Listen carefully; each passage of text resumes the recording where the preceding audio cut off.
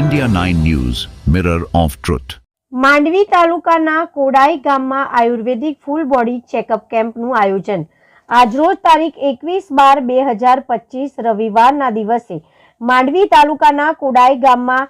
એસલીપીએસ wellness AWPL આયુર્વેદિક સંસ્થા દ્વારા એક વિશેષ આરોગ્ય કેમ્પનું આયોજન કરવામાં આવ્યું હતું। આ કેમ્પમાં ડોક્ટર દિવ્યરાજસિંહ જાડેજા અને તેમની ટીમ દ્વારા જાપાની ટેકનોલોજી આધારિત QMR પદ્ધતિથી ફૂલ બોડી ચેકઅપ કરવામાં આવ્યું હતું। ખાસ વાત તો એ રહી કે આ ફૂલ બોડી ચેકઅપ માત્ર 299 રૂપિયામાં કરવામાં આવ્યું હતું, જેના કારણે ગામના લોકોમાં ખાસ ઉત્સાહ જોવા મળ્યો હતો। આ કેમ્પનો કોડાઈ ગામના અંદાજે 20 થી 25 દર્દીઓએ લાભ લીધો હતો અને પોતાના આરોગ્ય અંગે મહત્વની માહિતી મેળવી હતી। આ પ્રસંગે ડોક્ટર દિવ્યરાજસિંહ જાડેજાએ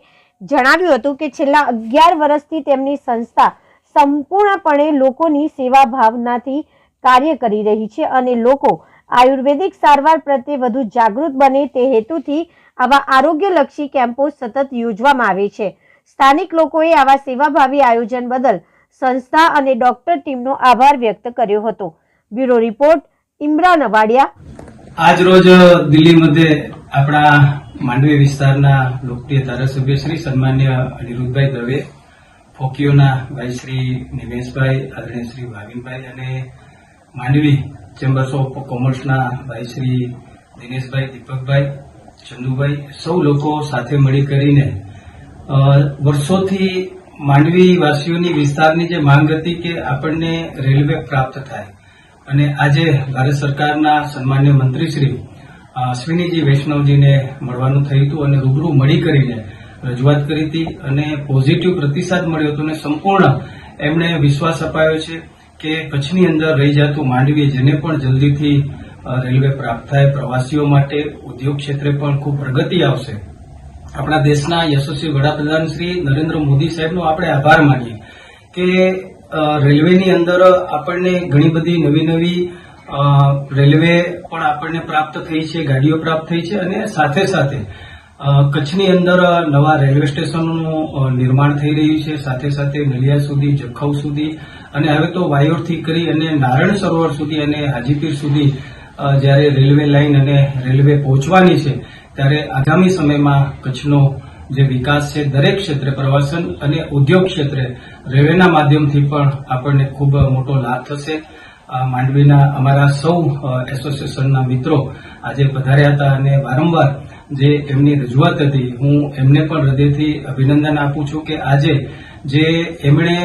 ઘણા સમયથી દિલ્હી આવવા માટેની એમની માંગ હતી અને રેલ મંત્રીશ્રીને મળવાની માંગ હતી એ આજે પૂર્ણ થઈ છે અને ધારાસભ્ય શ્રી અનિરુદ્ધભાઈ એમનો પણ સાથે આવવાનું થયું અને સૌનો હું હૃદયથી ખૂબ ખૂબ ધન્યવાદ અને આભાર માનું છું। હું Dineshbhai Shah, Mandvi chamber of commerce પ્રેરિત સંસ્થા માંડવી સર્વાંગી વિકાસ પરિષદના ઉપક્રમે છેલ્લા 1.5 વર્ષથી અમે માનનીય સંસદ શ્રી વિનોદભાઈ ચાવડા સાહેબ અને માંડવીના ધારાસભ્ય માનનીય અનિરુદ્ધભાઈ પાસે ઘણા સમયથી મેં માંગણી કરી છે અને અમારી જે માંગણી હતી કે રેલવે મંત્રીશ્રીની અમને મુલાકાત કરાવી આપો, તો આજે વિનોદભાઈ ચાવડા સાહેબની મહેનતથી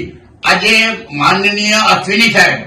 જે રેલવે મંત્રી છે જેને કચ્છ માટે ખૂબ કર્યું છે, અત્યાર સુધી કચ્છમાં કોઈ સગવડ નથી રેલવે ક્ષેત્રે એટલી સગવડો આ અશ્વિની સાહેબે કરી છે, એનો સર્વ યશ આપણા સંસદ સભ્ય વિનોદભાઈ ચાવડાને ભારે જાય છે। આટલી સગવડ ક્યારે નથી, ભવિષ્યમાં પણ આજે ઘણી બધી રજૂઆતો થઈ છે। તો આ માંડવી સર્વાંગી વિકાસ પરિષદ હતી, અમે અહીંયા 3 મિત્રો ઉપસ્થિત થયા, હું મંત્રી દિનેશભાઈ શાહ, અમારા ઉપપ્રમુખ દીપકભાઈ પંડ્યા અને અમારા ચેમ્બરના ખજાનચી અને કારોબારી સભ્ય ચંદ્રસેનભાઈ કોટક, મુખ્ય અધિકારી શ્રી પદાધિકારીશ્રીઓ બધાનો અમે સંસ્થા વતી આભાર માની છે અને આજે મને એમ લાગે છે સાહેબ, હું એમ કહેતો ખોટું નથી, માંડવીમાં આજે સોનાનો ચાંદ ઉગ્યો છે અને હવે ભવિષ્યમાં નજીકના ભવિષ્યમાં રેલવે આવી જશે। ખૂબ ખૂબ આભાર માની।